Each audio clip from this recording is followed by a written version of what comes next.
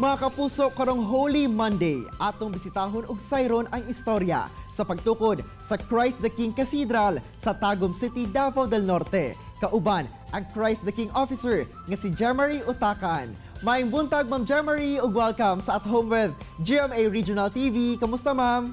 Daghang salamat ug good morning usab kanimo dara Agil sa pag-invite sa amo adres At Home with GMA Regional TV.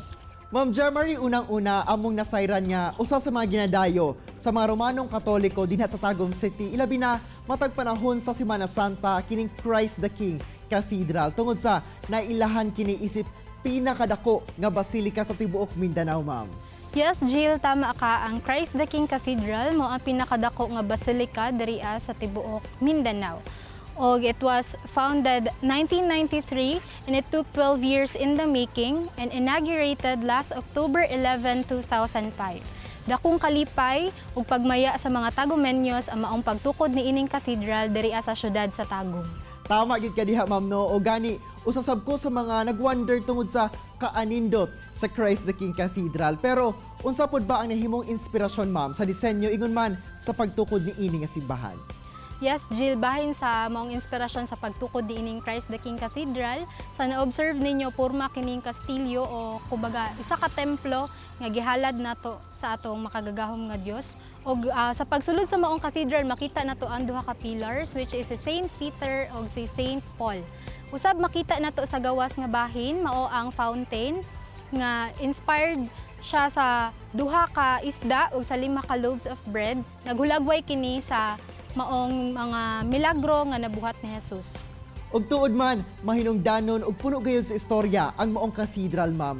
Apan gawas sa maong istruktura sa simbahan, amo nasayran sab nga ana asab day diha nahimutang ang largest rosary. Yes, Jill, tama ka. Makita sa likod nga bahin ang maong largest rosary diri sa Christ the King Cathedral nga kini ginama sa magkuno wood o iron wood og ang matag bead niini nagkabugaton og 35 kilograms og aduna kini total weight na 2,815 kilograms. Ang largest rosary usab nga makita diriya sa Christ the King Cathedral usa ka obra ni Kublai Milan o gilauman kini nga matala sa Guinness World Book of Record as the largest rosary in the world. Apan gawas ni ini, Jill, makita usab diriya sa Christ the King Cathedral ang maong 14 Station of the Cross di napahimutang kini sa kilirang bahin sa Christ the King Cathedral ug ang unang istasyon makita dito sa may garden ug ang ika-14 nga istasyon makita ang anaa sa kulikod mao ang Risen King or ang ika-14 Station of the Cross.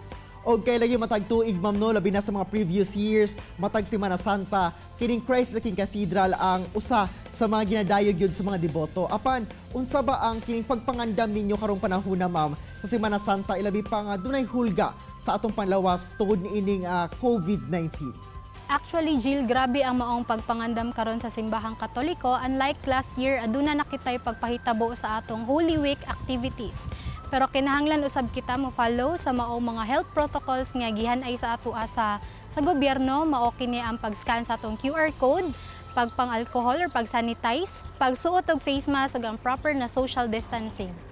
Daghan kay salamat sa imong panahon ug pagdalit sa mua og inspirasyon kabahin sa istorya sa Christ the King Cathedral diha sa Tagum City, Ma'am Jemary Utacan. Thank you po, Jill, sa pag-invite sa amua ug sa tanang kapusong Mindanawon. Maayong buntag ug God bless us all. Kini ang At Home with GMA Regional TV.